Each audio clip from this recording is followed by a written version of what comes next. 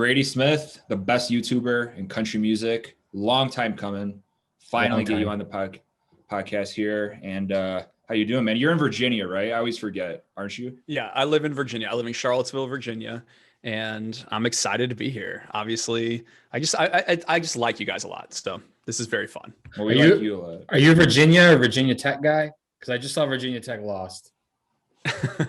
I went to Virginia Tech's rival UVA, and so Okay. that's the town I live in. It's like where Virginia is. So sometimes you'll see. Technically, we're still the reigning NCAA champions right now. We'll see how this year's tournament goes, but since they didn't have it last year, we have held the championship for 2 years, I guess. And you'll see Tony Bennett walking around town, and that's kind of fun. We were texting a little bit yesterday, and about our love of AJ. We love AJ, and sometimes I get nervous. I'm like, I wonder if people think it's just like there he is.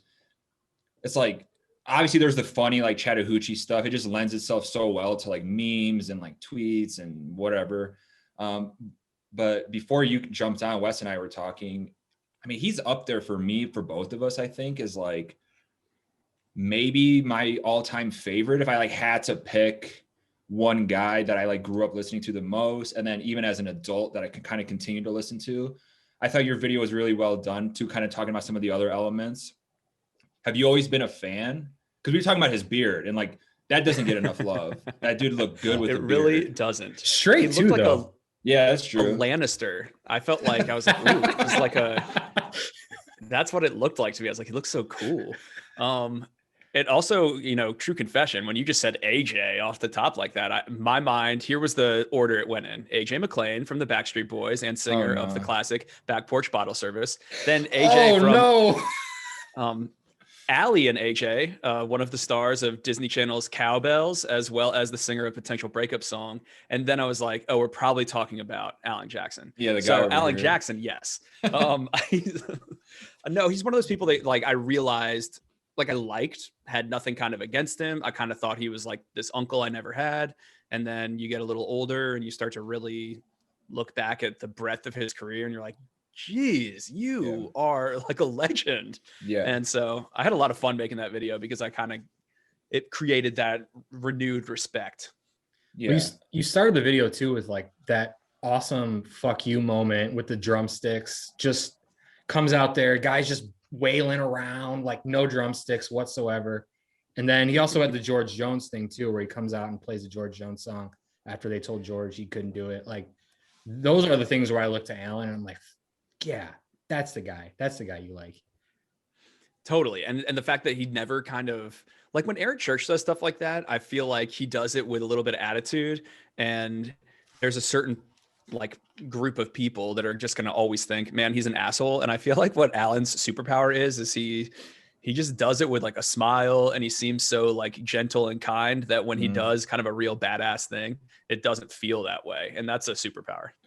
We were talking, that kind of goes right into something Wes and we've talked about this quite a bit, but not so much on the podcast. But when you approach, whether it's critiquing or reviewing an album or a new artist or whatever, is it hard for you not to have some of these intangible elements of like the likability factor? And you're kind of what you're describing with Alan. I feel like he has that because he's so soft spoken. He's nice. He laughs, but he'll do something, but it's not like this bombastic craziness. It's just like, oh man, that guy seems awesome. Or like George Strait's another one. I'm like, man, I just want to sit on a porch. He seemed like the coolest guy to just sip on a tequila with.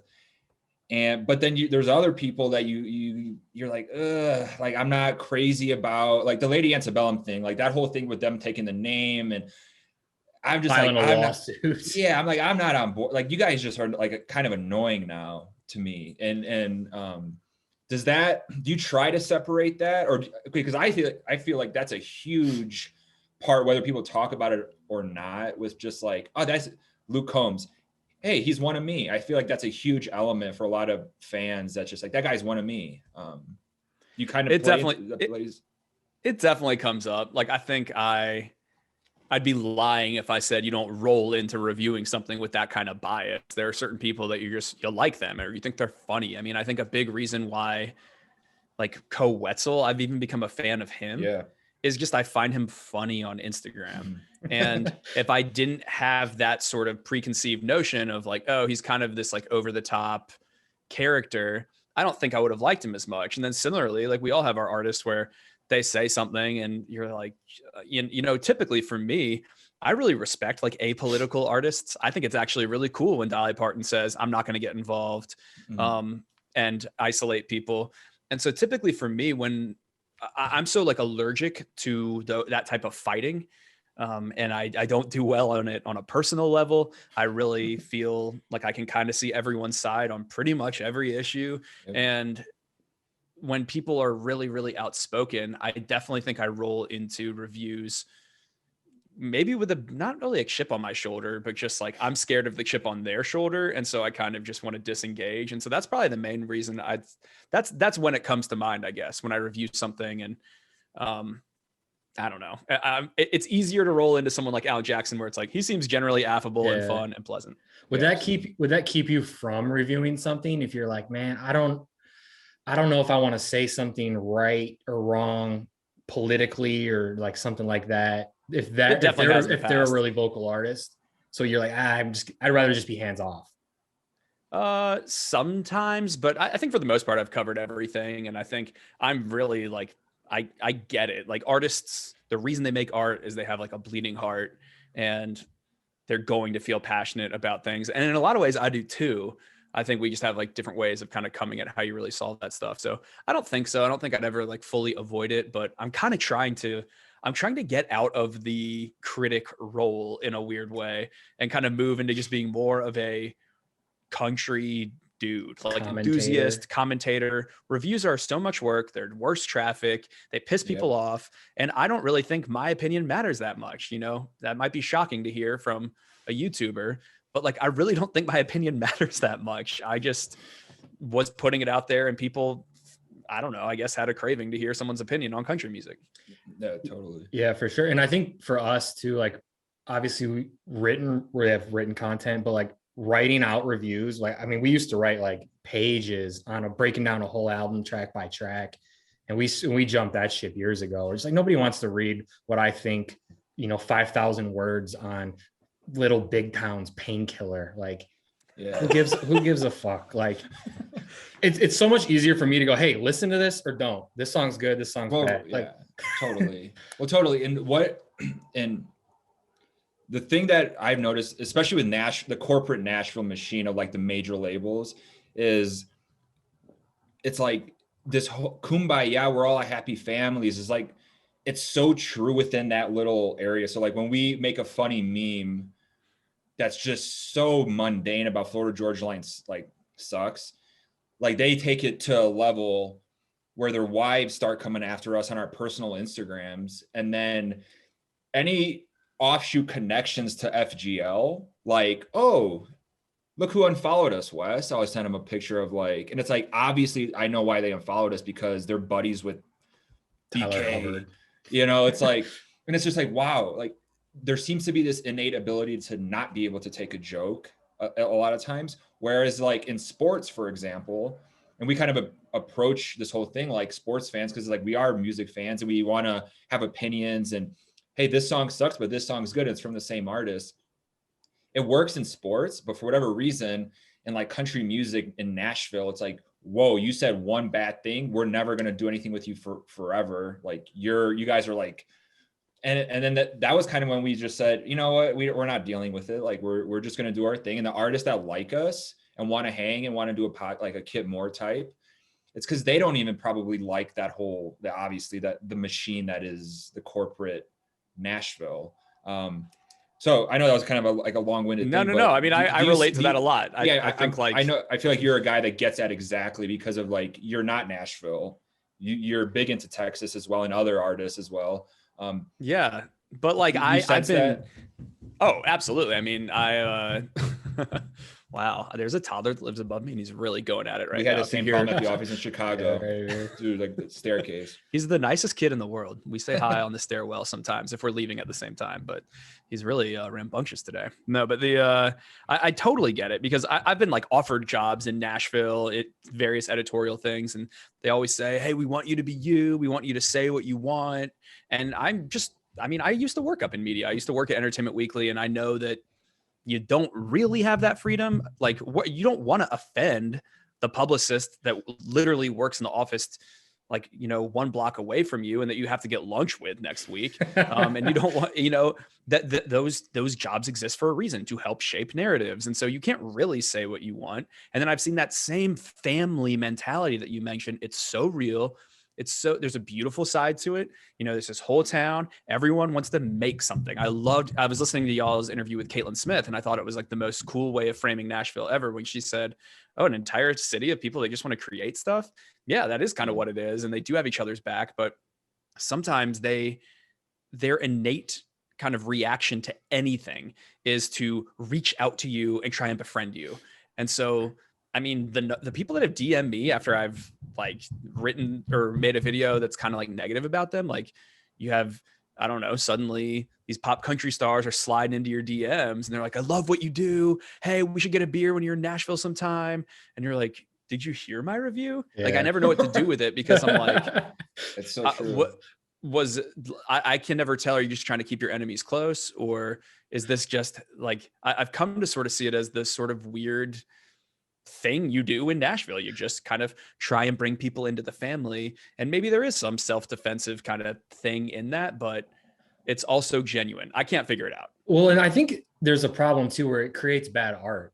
Like, let's be honest, if everybody in your circle tells you you're great, like, it doesn't bring out the best in you. Maybe your song's not that good, but people are like, "Hey, man, that's awesome, dude. You should hear my buddy. His new song is dope." And it's like, Yes. and it's like, dude, maybe it's not that dope, and you should tell him, "Hey, it's not one of your best. Maybe let's work on this line You see it together." on Instagram. Because It's I don't see that, and maybe that happens behind closed doors, but like publicly, and then even in conversations I've had with people, like, it's always like, "Oh, you got to check out my buddy," and it's like, I know you're trying to help your buddy, but maybe help him be better at music. And I don't even think it's necessarily like, oh, it's good, it's bad. It's sometimes just not different. And then you hear like it doesn't stand out. And because like, oh, well, everyone is kind of often in the same circles, kind of has the same style. Like, I was talking to a guy this afternoon who's going to be on a video on my channel soon about Canadian country music. And I was just asking him a few things about his life. And he kind of grew up on a prairie and then became like an outdoor guide, worked with boats, and then sailed in a little sailboat across the Atlantic Ocean. And like, it's so different. I told him, I was like, I've never heard a story like this in my whole life. Like, I don't know anyone that was a cowboy that became a sailor that like went across the Atlantic Ocean, and it just stands out. And I think when so many people have the same experience, that's just going to happen, that you end up with a little bit more derivative art. Yeah, absolutely. One thing that we were chatting about too beforehand was something I find fascinating, because it's hard to really pinpoint sometimes, is there's like this pulse, right? So like, I feel like yourself, us, I think a lot of people kind of appreciate us having our quote unquote like finger on the pulse of things. And sometimes it goes past maybe Spotify streams or like a number one. And for whatever reason, there seems to be this window of opportunity artists have, even when they're superstars, and it just goes away. And then no matter what they try, doesn't work. So like a Brad Paisley's a guy I've brought up, where I'm like, in college, that was a guy that was like our number one almost. Like, we put on Brad Paisley all the time, playing Madden, getting drunk, whatever. Drove to Michigan to see him. Ticks, whatever. Justin Moore and Miranda opening for him in Michigan, I believe. And just like everything seemed fun and cool. And that was like a weird phase of country back then, like, 12 years ago or so. And it's like, now nothing works. Whereas like Keith Urban, his music to me has not gotten better at all. Like, to me, Keith Urban's music has not gotten better. Yeah, it has not only not gotten better, it has gotten way aggressively worse. Well, but his like stature or his relevance has stayed pretty steady, weirdly. Mm-hmm. And he's kind of everywhere, and he's kind of doing stuff, and he's doing these really bad songs but he's like there. And I'm kind of like, why? Like how? You know, it's like a weird one. But there's a lot of artists like this. We can like Tim McGraw kind of stayed relevant, but now is making music for like contemporary, like adult content. What do you call Tim McGraw's music anymore? I don't even know. Like it's space music. Yeah, intergalactic. It's like, but yeah, you shave like you shave your chest, get a tan, hold up a fish, go on Instagram. Tim McGraw's still out there doing it. Yeah. You know, I know it's weird, right? Like I guess I kind of think of, you know how like we think about politicians sometimes and they have like horrible approval ratings and they just keep getting elected to the Senate, and you're like, how like doesn't everyone not like you? Like I don't hear anyone that's really passionate about your vision for the world. And in some ways I feel like sort of I love country music, but at the center of corporate country can be that same almost like DC mentality, where it's like it's kind of, they have their own gatekeepers and their own people to please. And like Morgan Wallen makes that very clear right now. The fact that most of America like is still listening, has really moved on from the scandal. And yet there's still a lot of hands he's going to have to shake, amends he's going to have to make within Nashville. And I think it's kind of how that town works. And it's probably how I'm sure like you could say San Francisco is the DC of the tech industry, or New York is the DC of finance. But in Nashville, I do feel like that's it. And I think like Keith Urban, someone like him, says the right things, puts off the right image that Nashville wants the rest of the world to have of country music, and ends up, I think, even though there's not that same passion there was for his music, kind of getting carried very far by just like being able to be a media figurehead. And still, I mean, look, I've always heard, actually, you know, I've never gotten to see Keith live, but I have always heard he does have like the best live show. I've heard so that. I can't say for sure, but I don't think we've seen him. We saw him at that HGTV Lodge thing at CMA Fest. Oh, dude, that thing. But it was pretty fucking cool. Like, and I play guitar a little bit, and I was kind of like, man, I like Keith Urban a lot. Like a little part of me was like, man, when you walk into a hotel and there's the water jug and it's got like fruit floating around in it, and you're like, oh, flavored fruit water. We get up to the balcony there, and I see that, and I was like looking around. I'm like, where's the alcohol? Is this vodka? What is this? And we're like, once you're in, you can't leave. Yeah, it's like if I remember correctly. So I was like, I'm like, why did we get a buzz before we came in here? Now I'm crashing. 10:30 in the morning. Did you get to see the Property Brothers? Were they playing the HGTV Lodge? I think they were on the schedule, and we kind of just... We saw Kip Moore, right? We saw Kip, and we saw Keith, and maybe in one or two other people. But I think we wanted to make the Property Brothers set, and I saw that you shared that recently. That shit's hilarious, dude. Like some of the stuff country music does, and I don't know in other genres like how it works. I'm not dug in, obviously, but some of the embarrassing stuff that comes from country music at times. And you did that. What was it, like songs you might have forgot about or weird moments or whatever recently? Yeah. It's so like you're like, Jesus Christ, what are we doing sometimes? Like who got together and signed off on this? Dude, I'm doing a follow-up to that video that's going to be like what happens when pop stars go country. So I've been real in the catalog of like Jessica Simpson's country career and AJ McLean's. Oh yeah, baby. AJ McLean. I will never miss an opportunity to include a clip of him saying that he's going to disrupt country music. Oh, I went hard on those him. Were our I don't want to say mean. Those were our most ruthless, like vicious reviews of anything that I think we've ever done. Yeah. Because we were just so angry. That was like almost like a breaking point for us. Yeah. I remember sitting in the office and being like, I'm fucking sick of this shit. I'm livid. Like I'm angry. And it was just like, fuck this guy. Like, fuck everything he's saying. This is nonsense. Well, and then he's covering Chris Stapleton. Yeah. Wait, I haven't seen that. Right? Wait, am I thinking of that right? Yeah, he did Drunkard's Prayer, I believe. Wow. And it wasn't good. Come on. Disrupting. And it's hard for me to say because that was my first two albums. I unwrapped them on the same day on Christmas. Were Now. There was no number. It was just Now. That's what I call music. The first Now. as well as Pump Backstreet Up the Boys, Jam, pump self-titled. it up. Those Now albums were pretty fire. Yeah, I mean, Oh yeah, they were.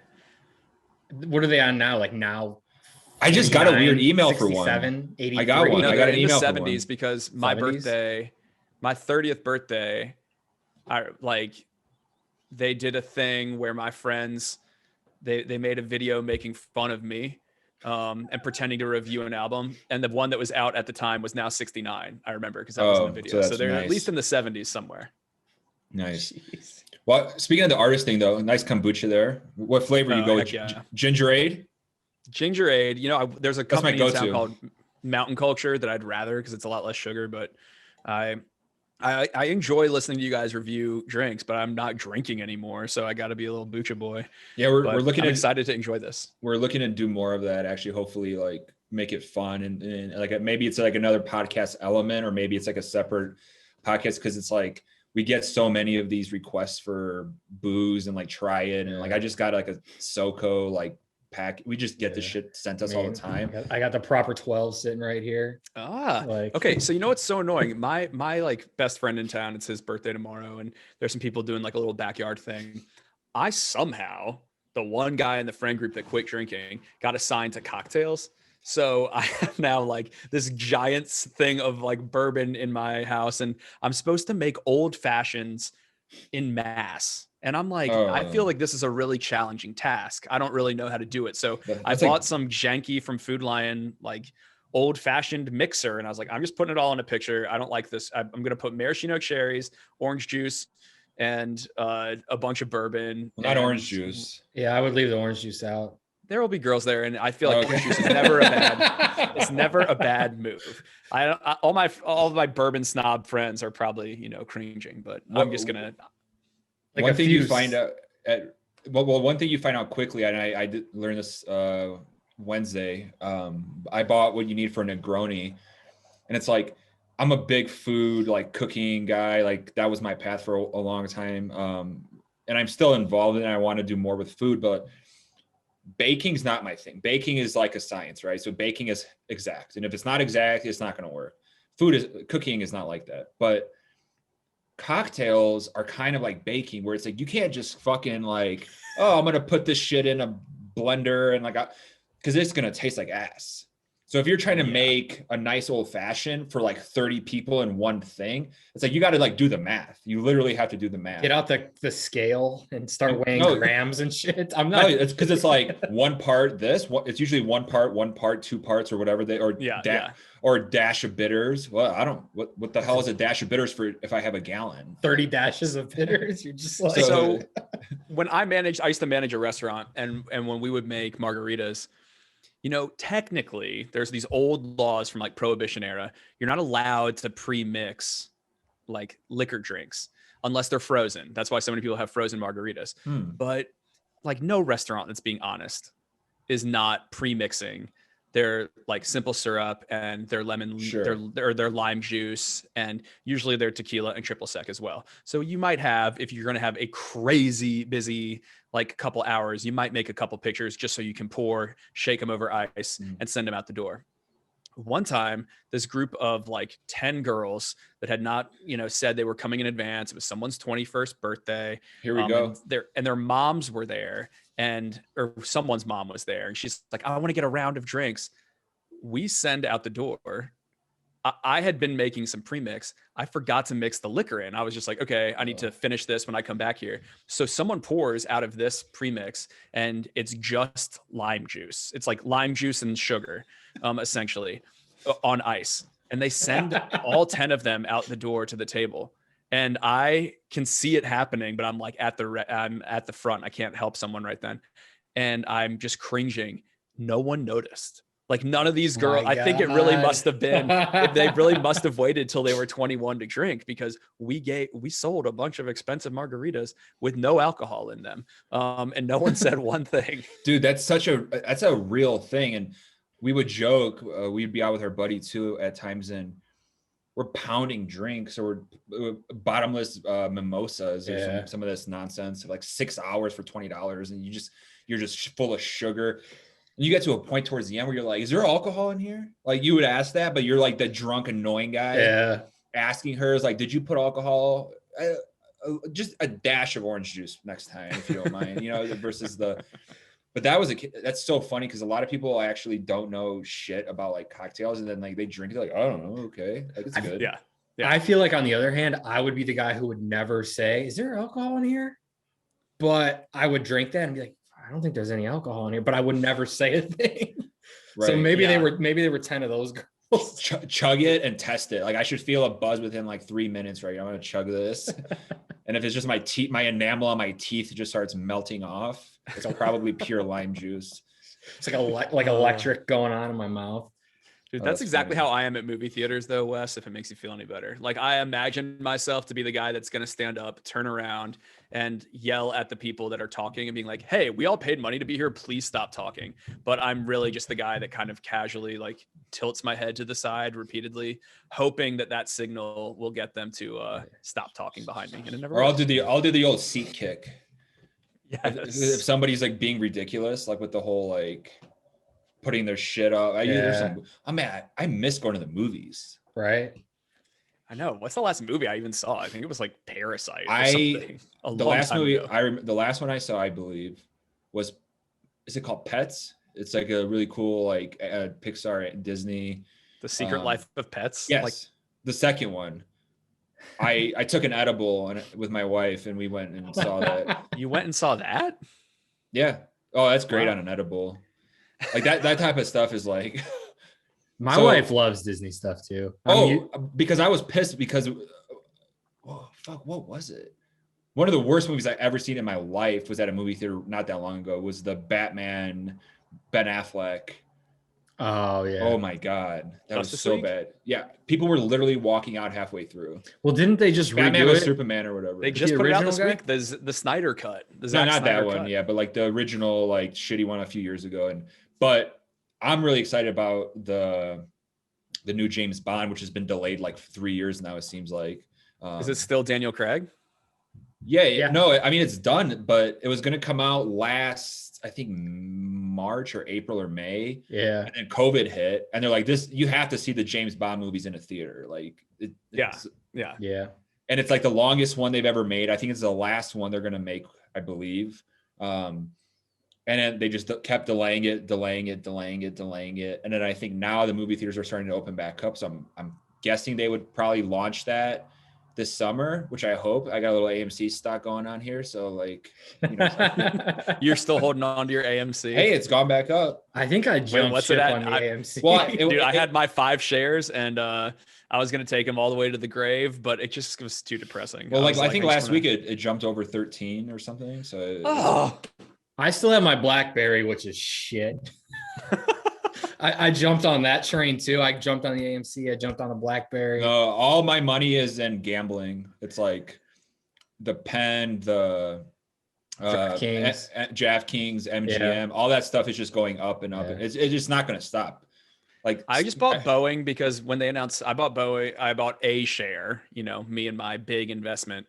I have a share of Boeing because when they announced Space Force, I was like, oh, well, if they're creating a Who's whole getting new that branch of the contract? military, I imagine it's gonna Yeah. have to involve these sort of aeronautical companies.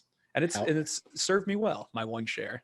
I have so many things here. I wanna Until get the to. next one falls out of the sky and they do the the 737 Super Max, and you're like, fuck.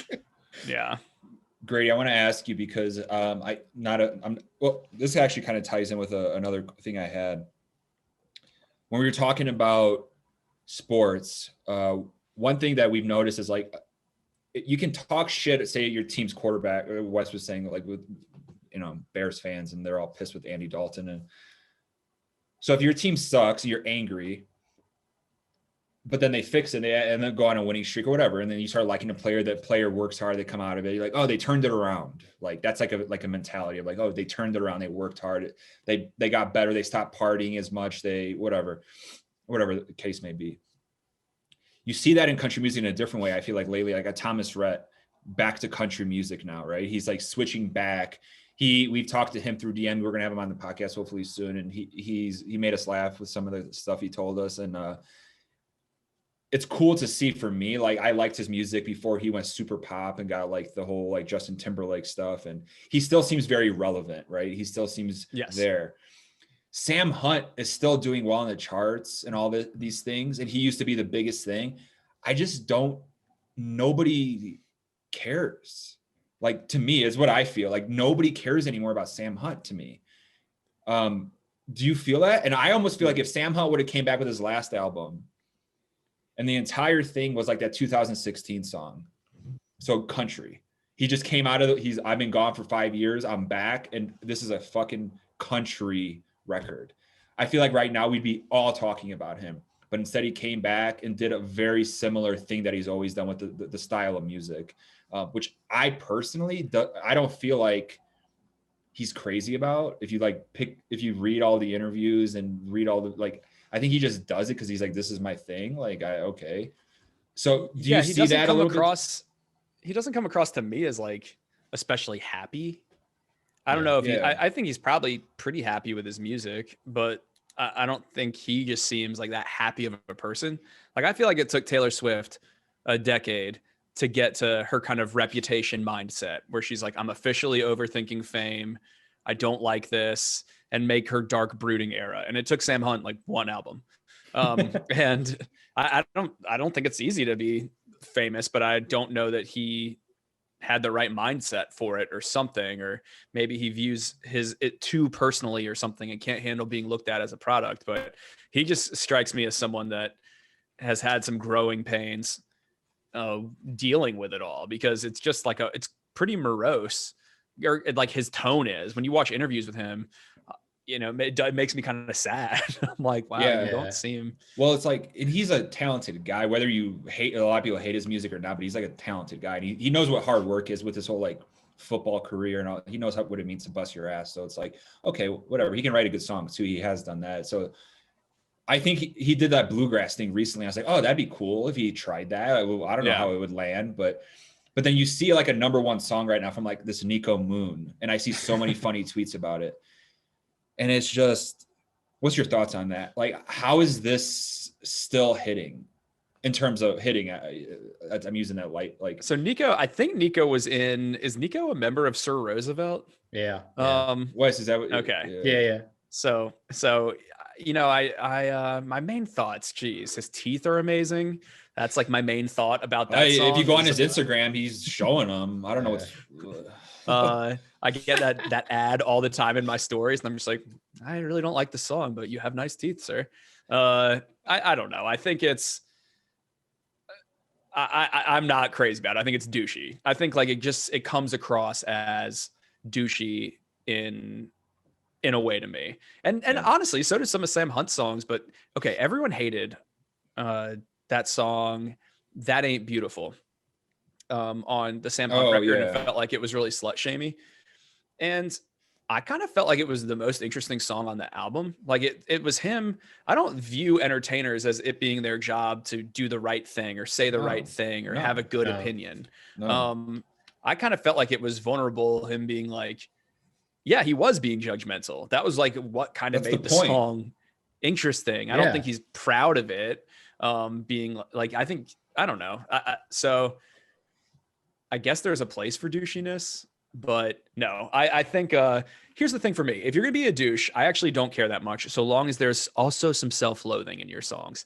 And I think the ones that too, like maybe it's just self-awareness. But no, not in a Nico Moon. When it comes to Thomas Rhett, I couldn't be more with you. Like growing up, I sat there slack-jawed, so amazed. I was like, am I hearing this mandolin so prominently in a Thomas Rhett song? And it's about growing up, and I was so pleased because so many people call their albums something that has country music in the name. Like Tim McGraw had that album that was like, damn country music. And then there was Can't Say I Ain't Country. And I was going to say FGL. Country again. Yeah. And there's a lot of trying to prove it lately. Yeah. Yes. That's what's so funny too, is you hear so many people dismiss that as a conversation.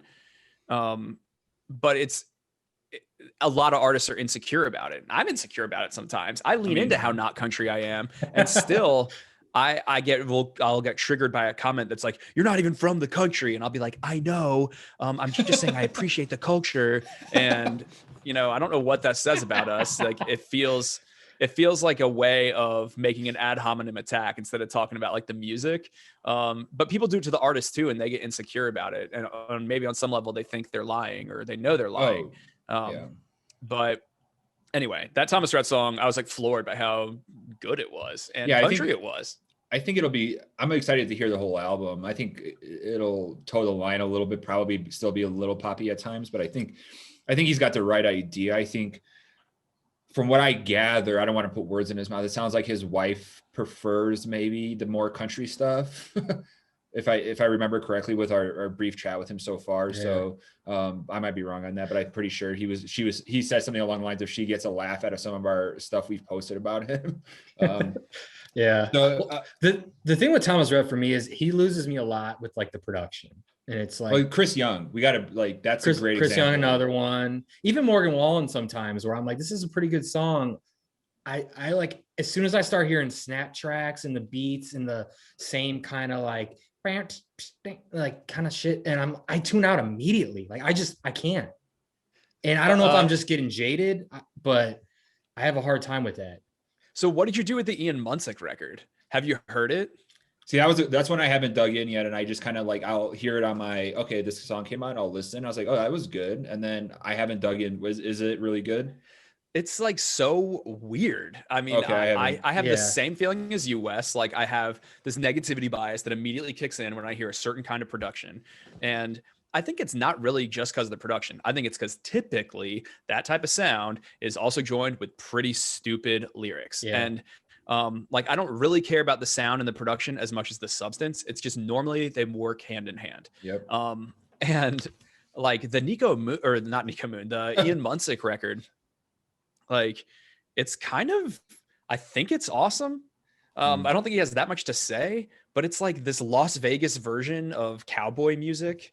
Like it's really like over the top with fiddles and banjos, you're like tambourine and stuff on it, but then it's so thumping. Like I've never been to a Coyote Ugly, but it makes me want to go to a Coyote Ugly. Well, he's like a Wyoming guy, right? He's like, I think we follow him on Instagram. So and we met his wife. I don't know if they're married. Is this his wife? Caroline. Yeah. We briefly met her at Tin Roof or somewhere, and she said hello. But I wasn't fully aware of him at that time. This was a few years ago. But I've seen like now on Instagram, it's like he's got that vibe. I hate using that fucking word. I got to get that word out of my vocabulary. There's no other word though. Like, what do you get? Like, yeah, just talk about whatever. Eating an edible and seeing The Secret Life of Pets. I feel like you're kind of a vibe guy, whether or not you want to be. Well, but he has that look and that feel, like with the whole like Wyoming, Montana. I dig that. I just prefer. I mean, I literally just moved to that part of the country for that reason, partly too. I just love it.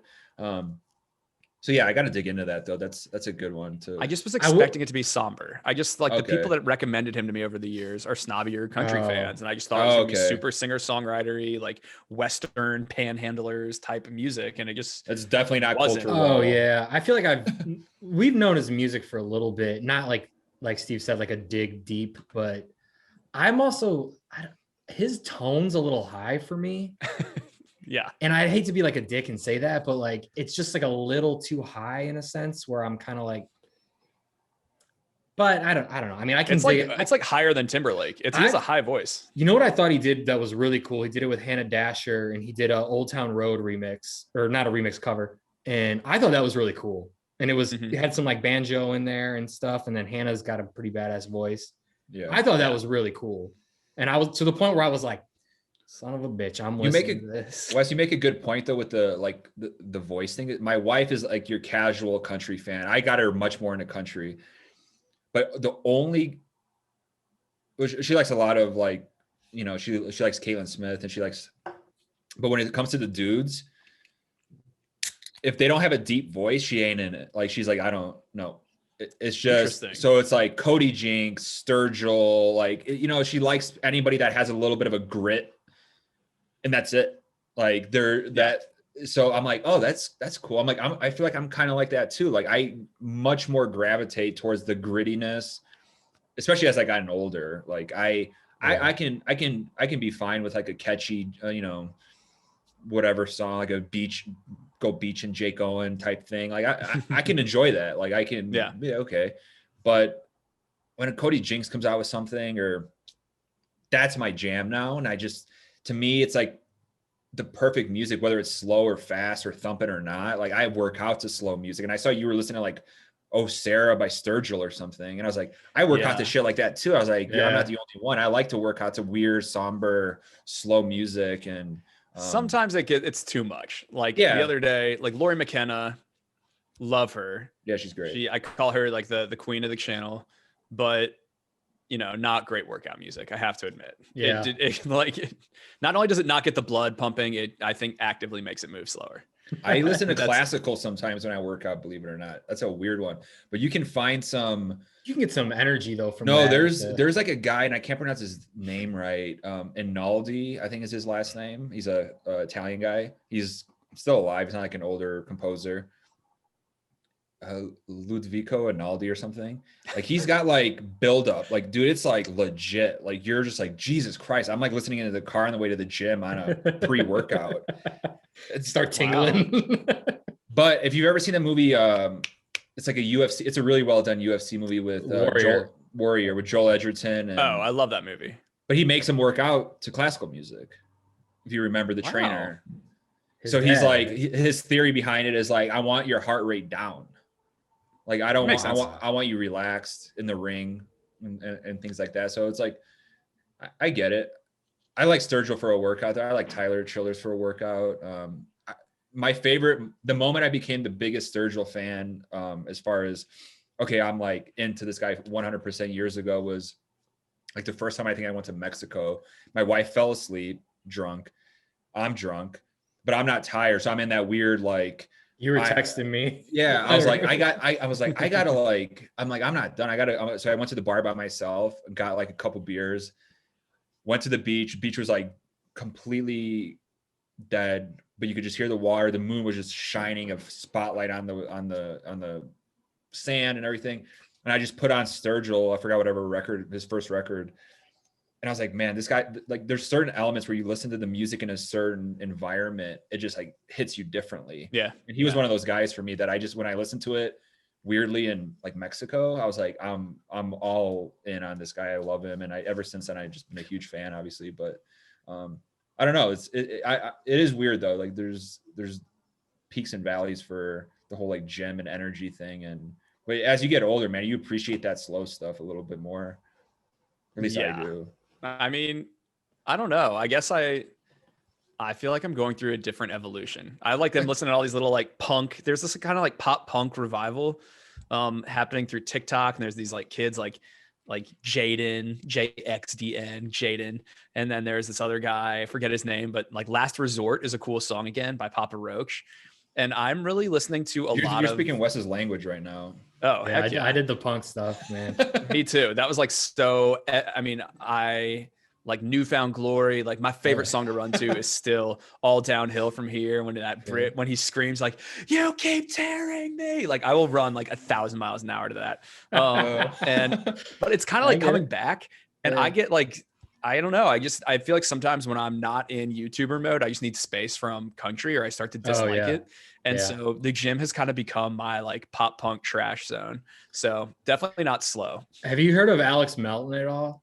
He's I love that guy. He does a lot of like country version. He kind of reminds me of Logan Mize a little bit, which is like funny to me, but he does these kind of, punk country covers and stuff. And blending. Oh yeah. We've posted a couple. He did the Dixie Chicks one that fucking killed me just because it was like funny.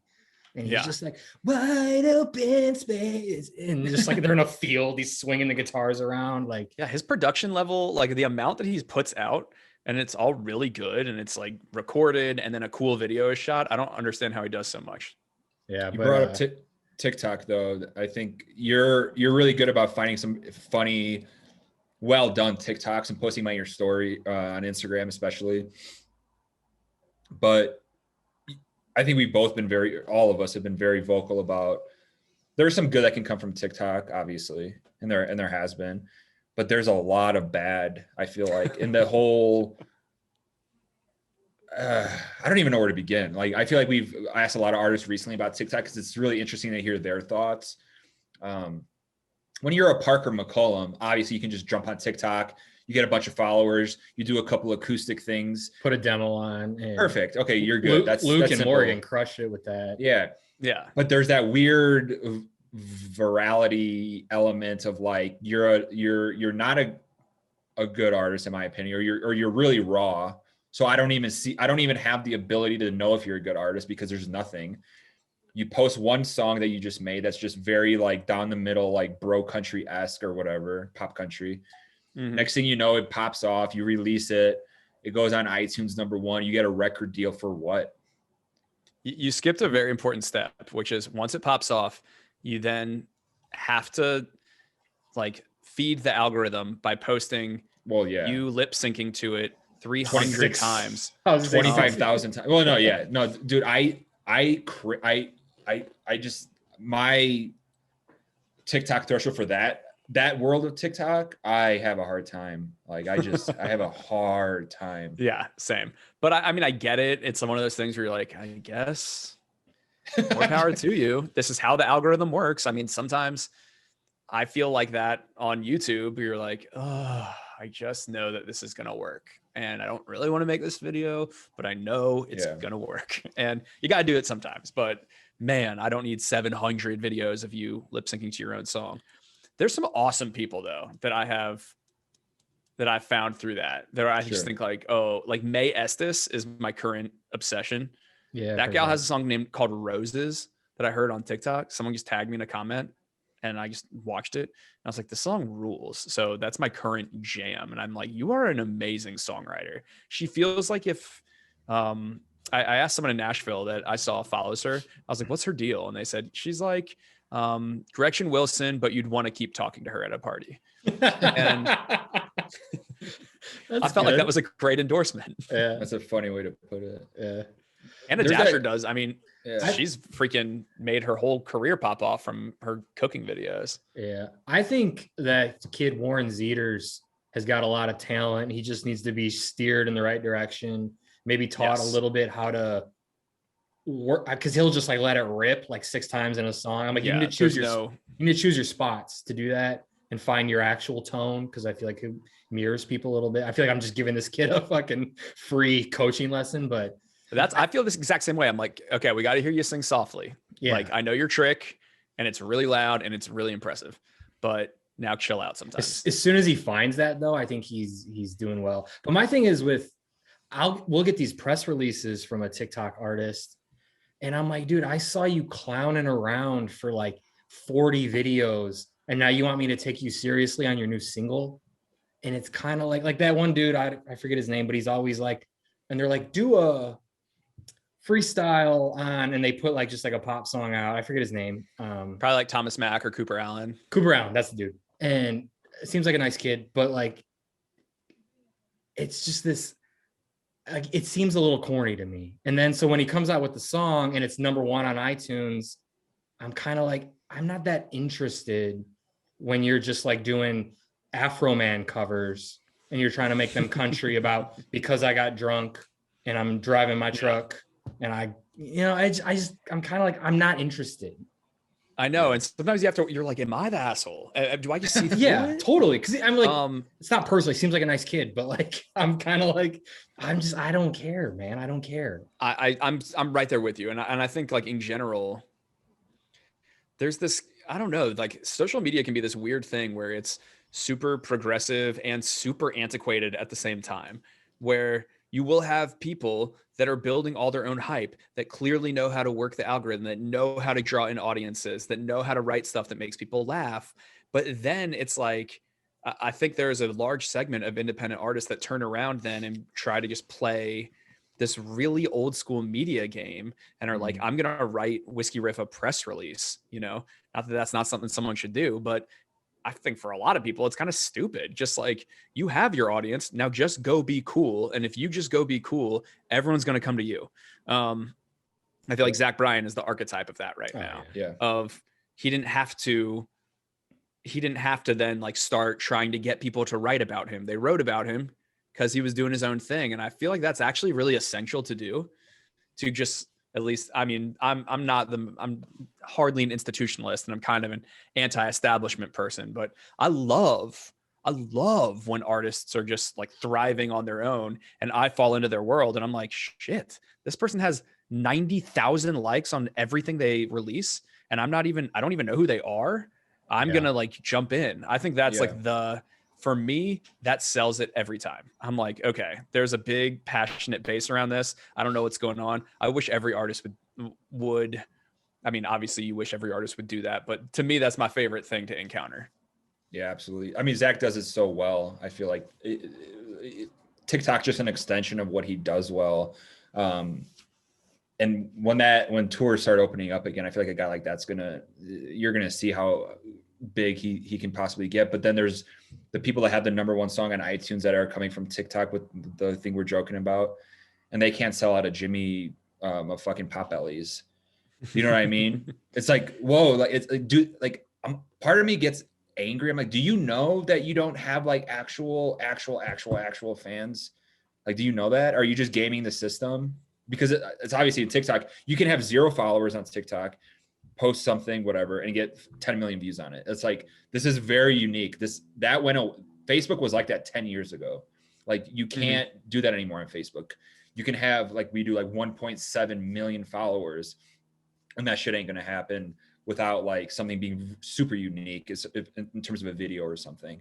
But then I think the talent always wins. It just wins. And like a Zach is one of those people. Like, it just is so good, undeniably good and unique, and the story, and then like him being in like Washington and like that whole element, the whole vibe, the whole thing to it works perfectly. I think the look, the everything, the backstory, which is like the whole Navy thing. I just love it. And I think a lot of people are like, this guy's amazing. Like, and it's real. And I think that's at the end of the day, all it is like the authenticity wins in our opinion, like always, I think. We'll see. Cause it's like, you know, there's bad music. Is Nico Moon in 10 years? Are we going to be talking about him? No, I don't know. No, I don't think so, but dude, you know what I want to know? I would love to know, just like, what do you really think in terms of an actual number? Like, what do you think it takes to be #1 on iTunes at this point? Because that I think everyone's being very savvy trying to get these #1s, because there's still this cachet that having a #1 on iTunes has. And yet, like, I am such a chart nerd. I used to read every week. Rough Stock would post the raw numbers. And I was like, how do they do that without getting in trouble? Because I did it once at Entertainment Weekly, and Nielsen was like, that we have a patent essentially on being able to list stuff with their sales figures. But I feel like it's just got to be like, if on a Wednesday, if you sell like 2,000 tracks, I feel like you could be #1. Yeah. I really don't know how much is selling anymore. And is it on iTunes? Is it strictly sales? Because I'd never even thought about that until now. I think iTunes is a totally different chart than Apple Music. So it's like, I think when you're seeing people flexing, like, I got a new #1, it is cool. It's amazing. At the same time, I really am guessing it's like a couple hundred, probably more like a couple thousand tracks that's really, you can get a #1 with at this point. I mean, download sales are kind of in the toilet, and they're going to be biggest on a Friday when new music comes out. So I don't know. I'm curious. Cause like, even like the podcast ranking algorithm has a lot to do with new people, and it has to do with reviews, and like, there's other factors that go into, like, podcast rankings is not just pure downloads. No, it's far from it. And like, so if we get an influx of reviews or positive reviews or new listeners that like start subscribing, like, you can start climbing those rankings real fast. Yeah. If 200 people subscribe to your podcast in a day, you can go from unranked to top 20 in like an hour. Yeah. Wow. Yeah. Yeah. That kind of makes sense. Like, when I had a podcast for like 12 weeks once. And I like made, like, I got to like number 50 or something on my first day, but then none of the others were as big. And some of the episodes were like, had more listens than that first one. So that actually kind of makes sense. Yeah, totally. It's, and they keep you in the dark, I think, intentionally, to how they do it. Nobody, you start asking some questions or shoot an email, and you ain't gonna get any answers from those folks. It's like Facebook. But Wes, Chris Gaines. Chris Gaines, dude. I watched the documentary after you posted that. Yeah. Holy shit. Like I knew it was weird. I had no idea that it was like Chris Gaines is a raging sex addict. There's car crashes, there's plane crashes, there's like scandal with managers. Like there's drowning. He literally gets in a car crash where he's like, and he has this thoughtful, like, I don't know if I'm ever, he got his hair going. Am I ever gonna have sex again? Like, I'm so worried. Like, and you're like, what the fuck am I watching? I was watching with my wife, and she's just like, what is this? I'm like, this is Garth Brooks. He's married to Trisha's Southern Kitchen. Like, when you watch her on Food Network, you're like, man, that guy's got a dark side. And the best part of that documentary is that they have to do so much like gymnastics to make it make sense why the performances you're seeing are of him when he's like older and fatter. So they're like, although he performed this song in like the early 90s in preparation for his greatest hits album, he did a newly recorded version in our studio. And you're like, so it's all so strange. I mean, I that led me down my own wormhole of reading about Chris Gaines, and I actually didn't know the whole saga where there was supposed to be a feature film that went with Chris Gaines, and that might have made it make more sense, but it's coming back. Yeah, I saw that. So I was like, oh, I'm definitely making the strange saga of Chris Gaines now. That is like the most YouTube-y headline I've ever heard of. But I my kind of thing that I'm thinking through with it is, when you get to the top, do you just need something else to do? Like Taylor Swift declared herself dead. Lady Gaga had that weird like Italian man, Joe Corleone or whatever, that she went to the Grammys as. And I'm like, maybe when you are that big of a star, you're kind of like, well, what else is left to do? Well, I think the whole, earlier we were talking about the Nashville Kumbaya. I think Garth is almost like the figurehead, in my opinion, of this. It's like, we all know he's weird. Nobody will say it though. No, nobody. But like, we can joke about it, and then Tom Segura can make an entire. To this day, you cannot go on Garth's Instagram without the entire comment section being hijacked. It's gone. Like, he has no fans in it's all Tom Segura's people saying, "Where was my fucking mom?" Yes, she's been missing for 6 weeks. And the occasional fan being like, "What is with these bodies? I don't get it." It's like my mom. My mom's on Instagram talking to Garth Brooks. Like, but what I find fascinating is the natural element. Garth is like a microcosm of that. Probably is what I would guess. His team that he surrounds himself with. That's a very yes, sir, yes, sir, yes, sir, yes. Sir. No, Garth, you look ridiculous on this album cover. Man vs. Machine. Like, this is, we have to change the name of the album, and we have to change this fucking shades, fucking this with my puka necklace. Like, well, we can't do this, Garth.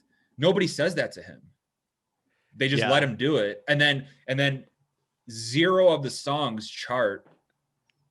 And they're trying to figure out why. I'm like, you got to get with it. You got to just be normal. I think if Garth literally wore a Carhartt t-shirt and a fucking Carhartt dad cap or some shit, and just grabbed an acoustic guitar and just started singing songs and was like doing his, like, Garth can sing well. Like, he can do that shit. Yeah, I think it'd be amazing entertainer. Yeah, I think it'd be a different story. But instead, it's like, Garth, you're much older now. Like, you can dial it back, I think, and just railroad the Tim McGraws of the world in terms of sales and all these things. If you really, he still does, obviously, with like the concerts, but just the music that he puts out is so weird. And honestly, I didn't even know. I mean, I didn't even know when his album dropped, and that's like, I don't. Oh, right? Did you listen to it? I don't. It's Amazon. I don't listen to this shit. I don't. Nobody does. I mean, it's easier to access than Ghost Tunes. which was Garth's Big previous Ghost Tunes distribution guy. method. You were a big Ghost Tunes guy. No. Yeah. We joke Okay. about Here, it. man. So if anyone doesn't know, I'm just gonna explain. It Yeah, in go 2 ahead, seconds. yeah. Ghost Tunes was when Garth didn't want any of his music to be on streaming services because he felt like they didn't pay songwriters enough. He's like, I'm starting my own digital platform, and he called it Ghost Tunes. And like, it literally only had his music, maybe Trisha Yearwood's, and it was so weird. And Right. for years, I would go to the Ghost Tunes about page, and it had a major typo in the main sentence. It was only like a 2-sentence bio, and it was missing like 3 words. This is something I would notice. I would screenshot that and tweet it to them like once a month and be like, hey, FYI, you still haven't fixed your about page. It's one of only 2 links on your homepage. Please fix your about page. And they didn't for its entire existence. And that's how you know Ghost Tunes was a bad idea. I was like, I have a check mark for no apparent reason on Twitter, and you're not even listening to this. Don't get us started on that feedback. shit. Oh God. That's hysterical. Dude, the Ghost Tunes thing is so funny. Well, this is what I always wonder. I'll be honest. So I've heard Garth's like a super nice guy from everybody. I've never heard anything weird. Because a lot of times when somebody comes off that nice, what you'll hear is like, it's an act. The opposite. Yeah. Yeah. But with him, I've actually heard, like, no, he's a super nice dude. But you can be super nice, but also like be like disconnected. Yeah. Like, Yeah. People start to not like that when they Well- feel like you are out of touch with perception. People don't like you to change your image just to please people, but they don't like you to not know about it. And Right. it's hard to walk that line. And if you followed the Tom Segura thing, we're big comedy fans, so like we like Tom a lot. So like the very beginning of it, the funniest part to me was like, I don't know, you asked Garth, like, hey Garth, what does a beer cost? He's like, I don't know, $10,000. Like, it was kind of this like offhanded comment. Tom Segura was just, as an example, he's like, probably would, because Garth is so rich and so few people actually know that he crushes like the Beatles and Elvis and all these crazy combined, Michael Jackson. Right. So he's like, he's so rich and like so disconnected. It like, he was like, if you ask him like, what does a beer cost? He was just like, I don't know, fucking 10 grand. I don't Because know. he hasn't bought his own in 10 years. Yeah. So I think that was like the start I think there was of a it. story with Bob Dylan where he literally gave somebody, he was recording an album and like he gave some studio runner like, hey, go give me a bottle of bourbon. And he gave the guy like $4 or something. They're like, Bob Dylan has no idea what a bottle of bourbon costs anymore. A shitty bottle's Wow. like $20. So that's like based on a real story where sometimes you just get so famous that you're like disconnected from reality. And Garth is in that boat. At least it appears to be that way. Yeah. I think I mean, that's do totally- you watch Studio G ever? Inside Studio G is, I mean, Every I would Monday. get HBO Max to watch that. Yeah. It's because of fucking gold mine. He just starts crying. Like a random is like Jennifer 7643927942943 Twitter account is like the handle, no picture. Garth, your music saved my life. I love you. I had cancer. And then he just starts crying. I'm like, Garth, first of all, this is Twitter. Like these people aren't fucking telling the truth, probably. And he just starts crying. He's just like that guy. The fact that he never got into like serious acting outside of Chris Gaines is Excuse fascinating me. to me. Like he just cries. Like boom. Like On command. whoa. What did I miss? I just turn around for a second. I come back and he's crying. Cry. Yeah, cry. I mean, he's odd. He's odd for sure. But wait, did you can grow I up try on to his say something music? profound? Yeah, go ahead. Yeah, go ahead. I think this is profound, and it might not be, but it kind of encapsulates a few things we've been talking about.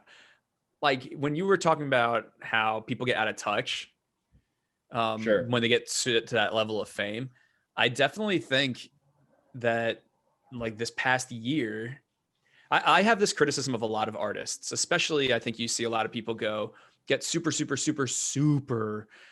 aggressive with their own fan bases, or they get super political, or it just feels like, this is a dime a dozen statement at this point that celebrities can get preachy. I think for a lot of artists, they live on the road. They don't have a consistent community except their crew. Like the normal mundane things that make life, like, oh, my neighbor's being annoying, or my aunt died and I need to go to the funeral, or, oh, I'm excited about this date. I hope I don't see my friends at the coffee shop. Like all that stuff is like what life's about. And when you're completely removed from it, you have this very strange experience where you don't have that kind of like fabric holding you together. And I think that this year has put a lot of artists, maybe for the first time in a long time, into that setting where it's like now you are home and you are with your spouse and you are with your kids. And heck, maybe you should go try a church in town. Like, what else are you going to do? You have nothing. Like you're here for a while. You're not going on the road. And I think I'm so pumped to see the music that's coming from it, because you hear something like that stuff from Thomas Rhett and you're like, wow, you sound just a lot more grounded. This is a lot less escapist and it's a lot more reflective. And if that happens in music across the board, maybe it won't. Maybe we'll all just be like, have this pent up energy and we're going to have club bangers. Like Laura Bell Bundy is finally going to get her dance country career going. But I'm excited to hear kind of like the substance that comes from this. Oh yeah, no, that's true. I agree. Yeah. I mean, even Tyler Childers said a while back, like, okay, you're gonna move to one of the fastest growing cities in the world, and I get where he was being a little bit like, okay, yeah, obviously, if you want a career in country music, moving to Nashville does make sense in a lot of ways. But he was like, I'm gonna write songs about country things. I'm not gonna move to Nashville and live in a big city, and then still try and write a lot of country things. You know, like I'm not, and it makes sense. Yeah, you can't go to the Gulch and be like, ooh, yeah, wait a minute. I mean, write a song about picking mushrooms, like, you know? No, I mean, I think that someone could write a great song about the wing murals in the Gulch.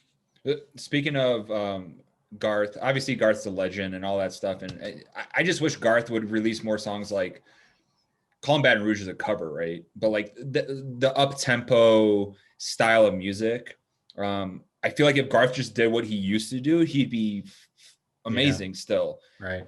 It doesn't seem like that. Travis Tritt is back. I grew up listening to fucking amazing song. Grew up listening to him and took 10, 11 years off between albums or something like that, 12 or 11, I think. But and then he's got Dave Cobb now working on the production on this album. And it's just like he didn't miss a beat. Right. Yeah, I agree with you. I mean, the Tritt song rules. Garth's comeback for me was forever ruined when he at the last second didn't put out Tacoma as the single. And went with People Loving People because we needed Garth to unite us. Right. But the great uniter, Garth Brooks. I'm like, Tacoma would have been a smash. Tacoma would have been that moment where you're like, what the hell is this substance? I didn't even know that was a Garth Brooks cut until recently. Like that was Caitlin Smith. Like it was the first time I heard that. I was like, holy shit, what a song. And then I'm like, and people are like, oh yeah, the Garth Brooks song. I'm like, that's his team. That's the team. Right? That's on his team. Not being like, he needed someone when he was like, guys, I think I need to put out something. There's been a shooting recently, and I just think we need something that's going to unite us. And someone just need to be like, not you though, Garth. This is a good song. Let's go with this song. And for sure. But dude, the Tritt song rules. I love it. I mean, there's a lot of like kind of what you were saying, when certain things round a corner and get better. Yeah. It's nice. And I really do feel like, there's a lot of Nico Moon out there. Yeah. But like, there's a lot of awesome stuff that is coming out of Nashville right now. And I'm kind of maybe the Alan Jackson video put me in this mindset of like, I guess things are cyclical. People used to be angry about the poppy sound of country, and then it got really good for this sweet spot. And I was like, I kind of feel like maybe we're there again. Yeah. I mean, that Tritt song and even the lyrics are like obviously fitting for this is the thing about country is like, you're going to have your segment of fans that aren't going to like the lyrics. They're like, oh, he's trying to get like, it's this is Smoking and Bar to me is just like a great country song. Yeah. Like totally. it speaks to the past, speaks to the present, speaks to things a lot of classic feeling. Tritt. It sounds like him. It's like, it's amazing. We've posted we used to get drunk on the podcast, finish, play a game of Madden whenever we get back to our computers, and put on old Travis Tritt performances where he's wearing this leather outfit. It's like a live show somewhere. and he's doing covers and he's doing his hits and he's pouring sweat with his long hair. Right. Yeah. You're like, this guy was legit Yeah. like one of the best entertainers you could possibly ever see. I've never seen him live, but like, I mean, the Right. video speaks for itself. I'm gonna run to the bathroom really quick, but we'll finish this in a sec. But like Trit live to me, I was like, there's very few people had that type of energy. I feel like live. We'll see now. Like, what's always interesting to me is like when a guy his age now comes back and is going to have probably some success with the new music. You're like, what does a tour look like? Or is it like a smaller tour? Is it going to be something bigger?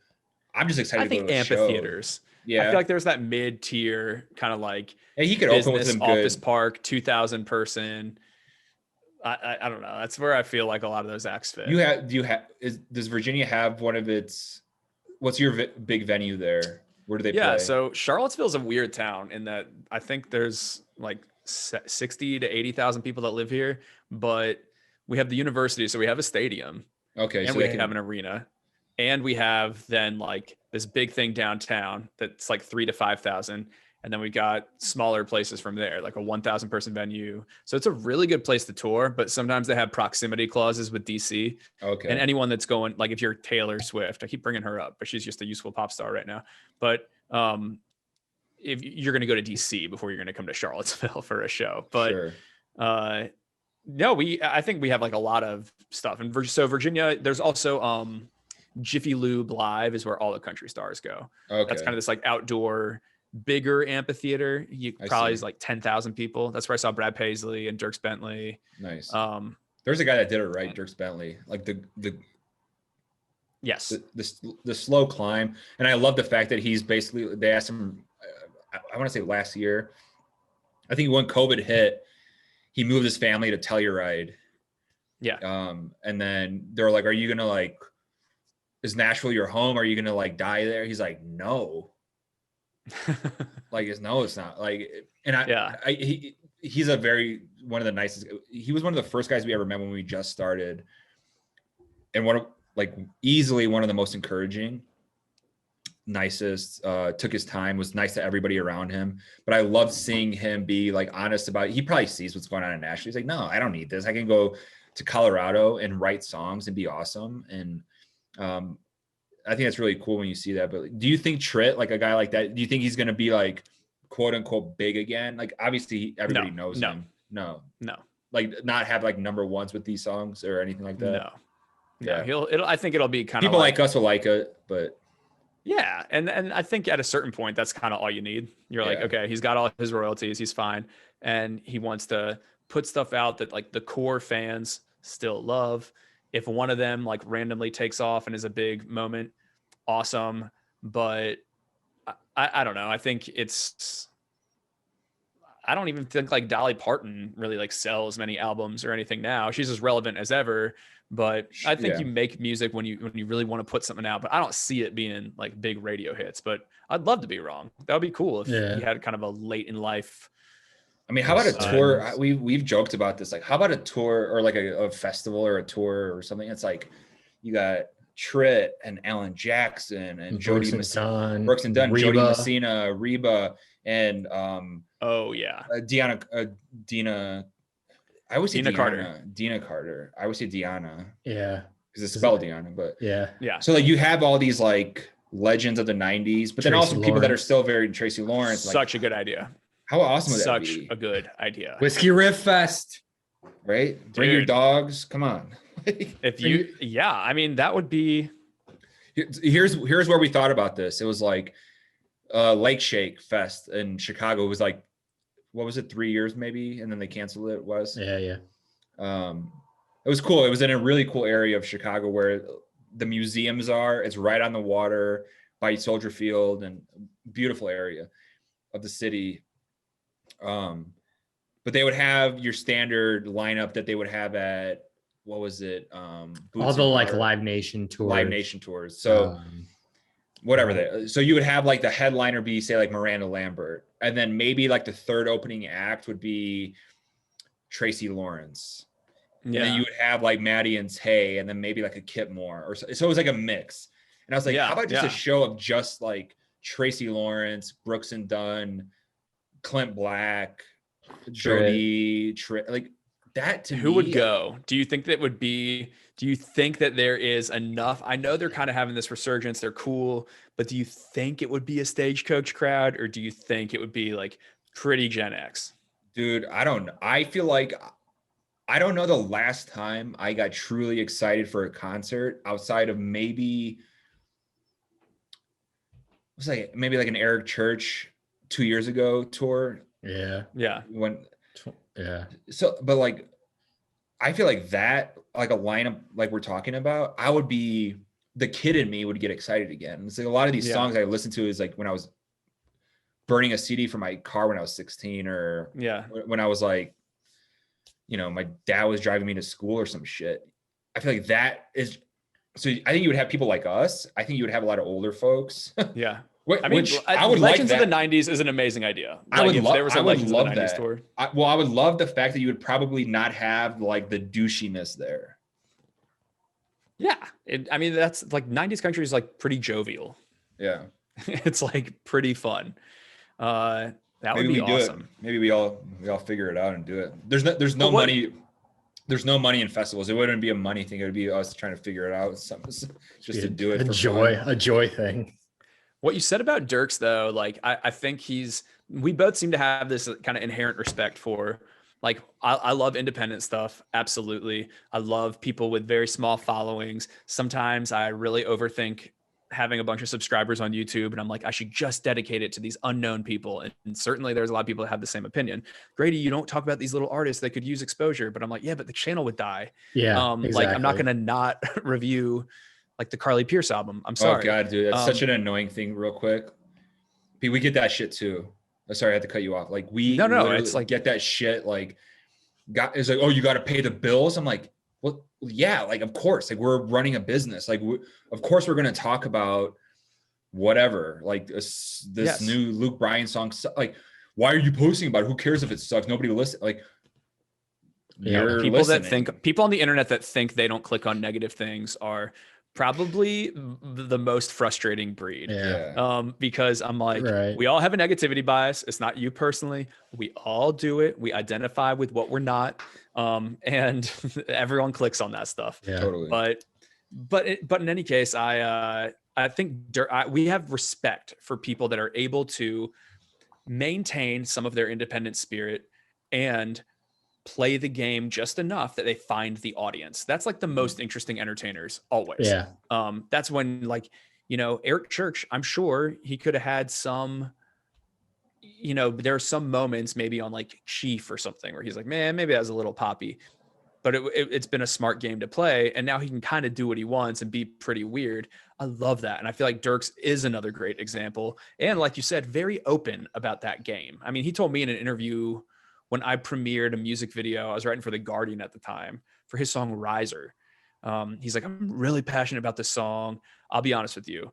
I did not expect it to still be in the 40s after 2 months on the chart. But look, if it doesn't take off, maybe I'll just make Drunk on a Plane Part 2. I'll make Drunk on a Boat.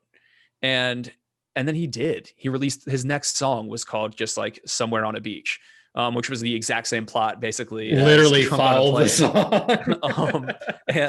And I like appreciate that openness, and I think people get it. There's Yeah. probably an element of like, if I can keep paying the bills with these hits, I can keep also releasing more stuff that I believe in, you know? Totally.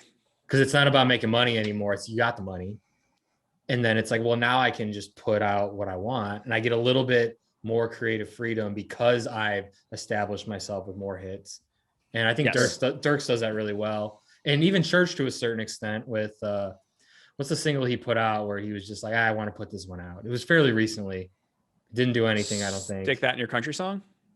Maybe that was the one, yeah, too, where like didn't do anything, but he's like, I want to put that one out. And Yeah, his lead singles always kind of tank. It's like a pattern. Have y'all noticed that? Eric Church put out like The Outsiders, not a hit, and Yeah. then like the follow up was what? Give Me Back My Hometown, and then on his next album he put out something weird, and then followed that up with like a much bigger hit. It's and almost then like the same first time on song is more of the like, whoa, okay. And Yeah. then he like dials it back for the next one. that yeah, he usually makes a does well. statement and then he puts out a hit. I think. Are you devastated about Rascal Flatts? Gary LeVox is doing a gospel. What is he doing, Wes? You I think posted Frankie about Ballard's doing a gospel album too. it. So this was one of the last Frankie. things. One of the last things I wanted to touch on was artists that disappear, or in this case, Rascal Yeah. Flatts are leaving, and too bad. Okay, Like, Rascal Flats. I am. I feel like they left last year. I thought they so kind of too. had. I feel like that. I guess thought they so didn't get to too. go on their goodbye tour, so maybe they're kind of being like, all right, even though we didn't do that, we are officially ending. I don't know. Whenever I hear Gary's name, I just think of the meanest. You know how Farce the Music. I love this. It's like his own joke that he loves, but he's just posted an unflattering photo of Gary LeVox every Monday for like years and years and years and years and years. And one time he described him as, he's like, he has the look of a pastor crossed with a gynecologist, which is like, that's always stuck with me. And now whenever I hear his name, I think that, and I'm like, that's such a mean thought. And that's what's in my head. No, I'm okay with Rascal Flatts ending. I mean, I freaking love certain songs like Mayberry and Praying for Daylight, but Mayberry's the only one for me. no, Praying for Daylight.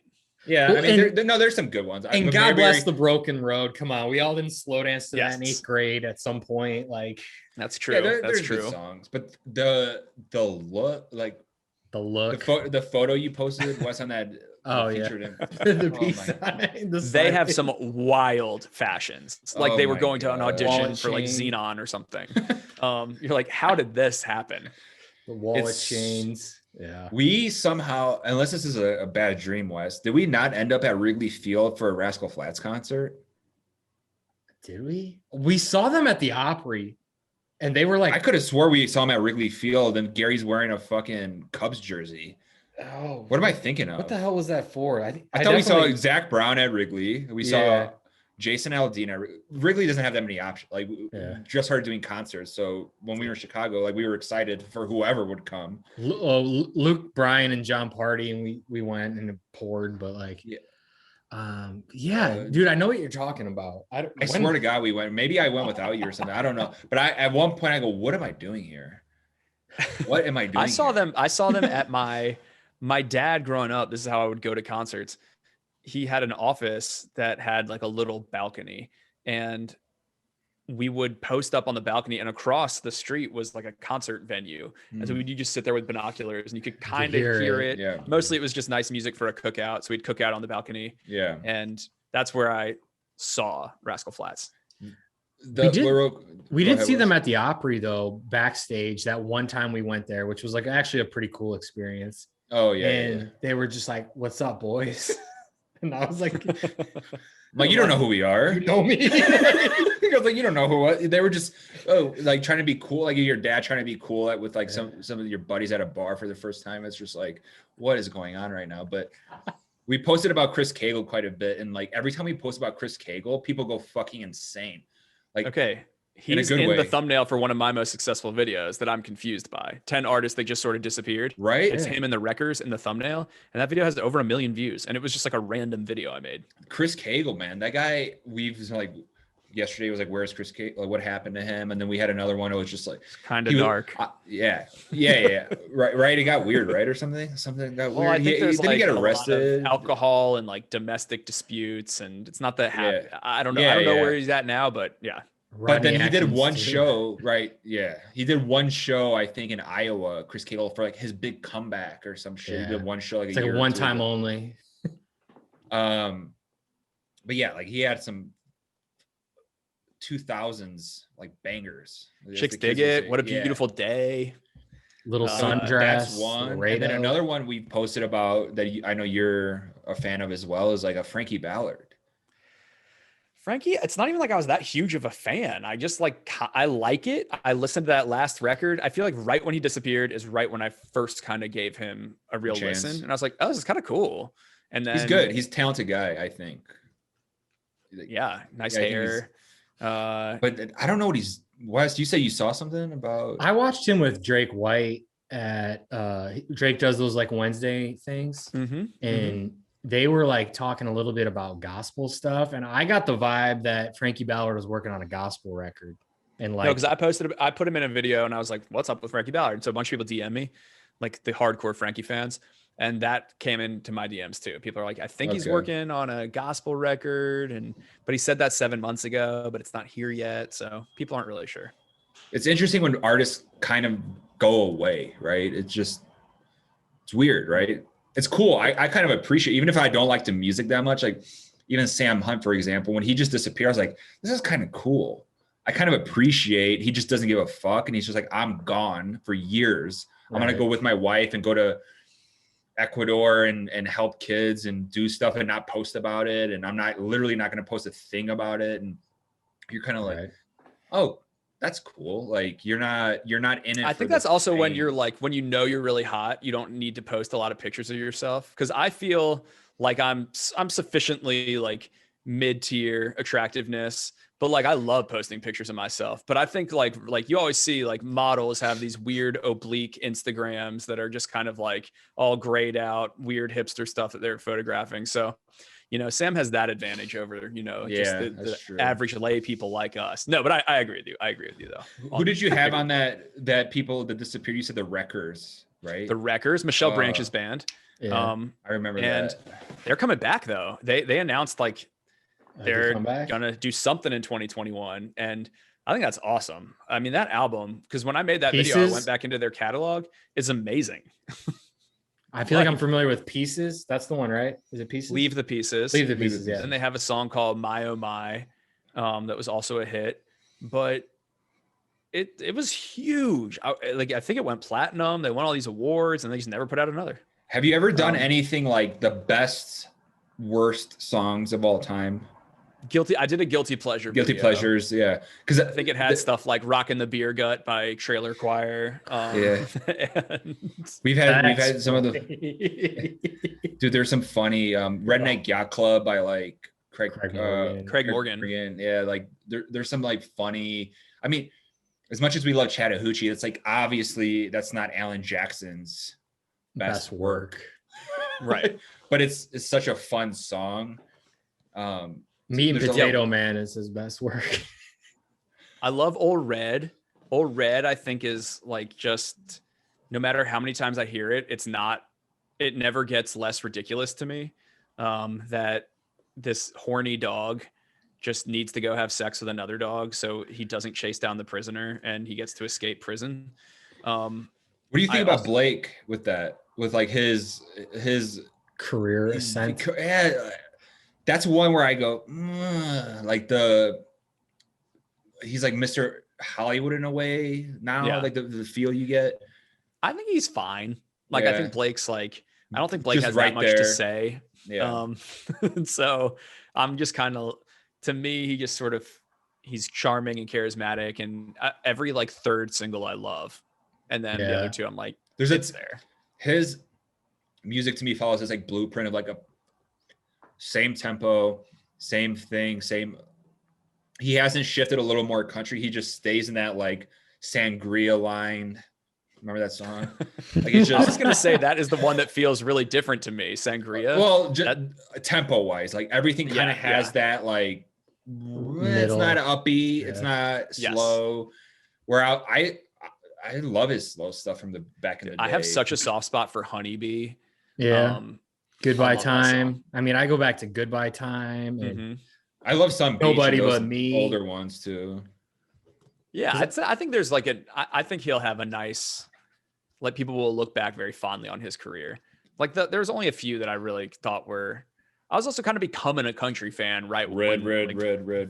Yeah, Boys Around Here was the big single, and I kind of rolled my eyes at it. Other favorite ridiculous country song, little known, but I'll Walk by Bucky Covington. I think that song is amazing and ridiculous, and like a literal miracle happens like at the end of the song where the girl that is wheelchair bound, she gets hit by the car, right? She gets hit. Well, he tries to hook up with her on prom night. Yeah. She says, no, I'll walk. Yeah. Then she gets hit by a truck. And then she's in the hospital in the second verse, and he's by her bedside, and the doctors say, you're never going to walk again. And she's like, I'll walk. And then he stays with her through the years of therapy, and then proposes, and they're at their wedding. And the And she's- father is down there, and it says from a wheelchair, he looked up at her, or she looked up at him and smiled and said, "I'll walk." And I Yeah. was like, but how? Scientifically, I got a bone to pick with this one. I love it. I'm not gonna lie. Sometimes I cry when I hear the song. There's something beautiful about this Oh. message of hope, but it is ridiculous. we it's so funny you bring that up, and this would be a good place to end. We posted did you tweet what's the saddest, your favorite sad song? Yeah. Everybody, the Jason Michael Carroll, Alyssa Lies. Alyssa Oh, Lies. Oh yeah. like not everybody, but like the majority of people. We had like hundreds and hundreds of Wow, I comments. had like memory hold that song. That's there with like "How Do You Get That Lonely" by Blaine Yeah. Larson, like just Oh, somewhere man. deep in the recesses of my mind. Well, then when I went and listened to it, I go, Alyssa, why? I know his he's got a couple other Living like, Our Love hits. song is Yeah, a like big some of one, those. And, And there's one of him on a plane with a rich guy. What's that one? oh yeah. I'm from the front pew. Yeah, that yeah. And he's like teaching a rich guy on the plane like what it means to be like something. Yeah. And then I put on Alyssa Lies. I was like, holy shit! Right. You Mhm. forget about some of these guys. Well, and Some of these speaking of songs. walking, wasn't there that walk a little Speaking of walking. walk a little straighter daddy song? Was that Billy Oh, Currington? I thought that was Bucky. Oh, that was Billy Currington. Just like I walk a think. little straight, like his dad like is like drunk at his Wobbling. graduation, and then like, oh man, there's Billy Currington. What was his last song? Details. Details didn't take off. I don't know if that Yeah, guy's always all there. Billy's. I mean, doesn't he like live in Hawaii or something? Or like I he would lives not on be a. surprised. I don't know if he Pretty knows. sure he just has like settled into this pattern where he's like, I put out one song a year, I promote it for like a month, I tour for like 3 months, and then he lives at the beach. Do you I know, think. like, isn't it weird in country? You see, I mean, I don't care if you're a chef, if you're a hedge fund man, like, you get to a point where you're just burnt out and you're done. And you just don't want to do it anymore. You want to go relax for a long while, maybe Mhm. forever. And it's like with music sometimes, and I think Kip Moore just said this somewhere. He was like, he said this a bunch of times, I think, but he's like, I'll just disappear eventually. And you'll never hear me again. And that I kind of approach my shit like that. I'm like, one day I just want to kind of do that and just be gone and just kind of do my own thing. And it's weird how in country it's like it seems like that pulls them back in, like the old like Godfather scene is like right when I think I'm out, like I'm back in. There's a lot of guys. There's a lot of guys and gals where you're like, well, just go relax. It's over. Right. Like stop I mean, trying I tried like to do that with media. I quit. I wanted Yeah. nothing to do with the media in 2014. Moved down here, worked at a restaurant, worked at a marketing company, then like kind of dipped my toe back into YouTube as a hobby. There as you a go. hobby that all my friends gave me shit for. And then, you know, you fast forward 4 years after that and you're like, I guess I'm back in. I'm back Yeah. in the game. Well, and so I mean, I feel we're all like if better you off have a for natural interest in something, it's just gonna happen. We're all better off for it, Grady, because you really are That's like very kind. I mean, there's people out there with YouTube reaction videos and this and that, but like the time you put into your actual work that you put out there is like Yeah. above and beyond like what anybody else does. And then like stuff like the Snaptracks video, which even for our site went viral. I mean, obviously your video crushed it everywhere, but like when we posted the video, it also No, went viral. that was a here. So- huge difference maker. Yeah, Like, so it's I just kind of like- owe a lot of that virality to you guys. But people I also post it up, throw it up every now and then, just like the old link on Facebook, just in case people haven't seen it. Because I mean, you find you find like little areas where people are like, wait a minute, I never really noticed that. And to this day, when I hear the word Snaptracks, that song or that video of yours does such a good job of kind of like showing that. And Dustin Lynch, for example, is like, talk about a guy that we wish would have went back, like Thomas Rhett is doing. It was Cowboys today- and today- Angels, and then just Well, then today that he released this song, he's like again like "Duh, duh, duh," and I'm like, oh fucking hell, dude. Like, Well, they kicked Lauren Elena off that song. really. Yeah, that was on his album Tullahoma, that song Thinking About You. But I think I oh, guess wait, why did that it's sound? I was gonna say, why did that sound familiar? like, no, it was the best song on Tullahoma. And then I guess just because Lauren Elena has a duet with John Party right now, that's her radio single, and maybe because she's the featured guest on Hardy's One Beer, which maybe the label was just like, there's too many many- Lauren Elena duets. It's going to get lost in the mix. Let's try and launch this new girl. Yeah. Well, that's a good tidbit there. Grady, dude, this was so much fun. I It hope we was can do it fun. again soon. Wow, we talked a freaking long time. This is Right. this is the longest podcast I think we've had, and I don't even know how long. Yeah. Well, sorry if you wanted it to be shorter. No, I no, wasn't no. paying No, attention to the time. Honestly, with you, we had a thought that it might go this long, so yeah. Well, we good. appreciate Well, it, dude. Well, good. I had a great time. I love you guys. Y'all know that. And I listen to this podcast all the time. So I'll probably I listen to myself when I go on other people's podcasts, which is weird. Really? I'll probably be listening to this in the gym and being like, wow, Awesome. do I like how I sound? I know I'm so bad about that, listening to myself, but dude, thanks. Yeah, I'll try your Italian composer if this doesn't really. Oh yeah, I'll get send me you. I'll hyped. send you his name just so I don't get Can't wait. it wrong. All right, see you. See you, man. Thank you, man. Appreciate you.